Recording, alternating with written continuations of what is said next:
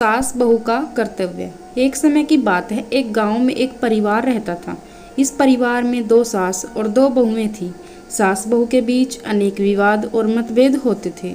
पहली सास बड़ी अदालती और स्वाभिमानी थी। वह हमेशा अपनी इच्छाओं को पूरा करने की कोशिश करती थी और बहुओं पर अपना अधिकार जमाने का प्रयास करती थी।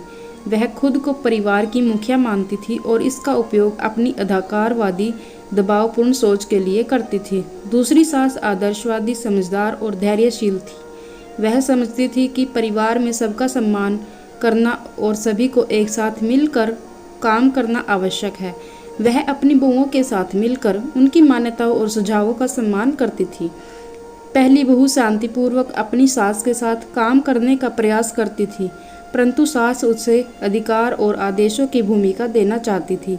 इससे वह परेशान हो जाती है और घर के माहौल में दबाव महसूस करती है। दूसरी बहू समझदार और समाधान निकालने के लिए साथ मिलाती थी।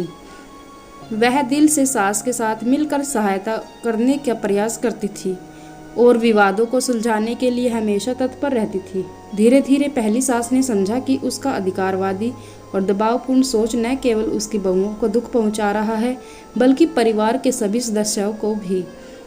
उसने स्वयं को समझाया और अपनी सोच में परिवर्तन किया। इस बीच दूसरी सास और बहू ने प्रेम और सम्मान के आदान प्रदान के माध्यम से समझौता करना सीखा। वे एक दूसरे की मान्यताओं को समझते और सम्मान करते थे और परिवार में शांति और खुशहाली का माहौल बनाने में सफल रहते थे। इस कहानी से हमें यह संदेश मिलता है कि सास बहू के बीच सहयोग, समझदारी और सम्मान, प्रेम की भावना होना चाहिए। यह संघर्षपूर्ण संबंध अगर समझौते और आपसी समझदारी के माध्यम से सुलझाए जाए तो परिवार में सदैव खुशहाली और समृद्धि की अनुभूति होती है।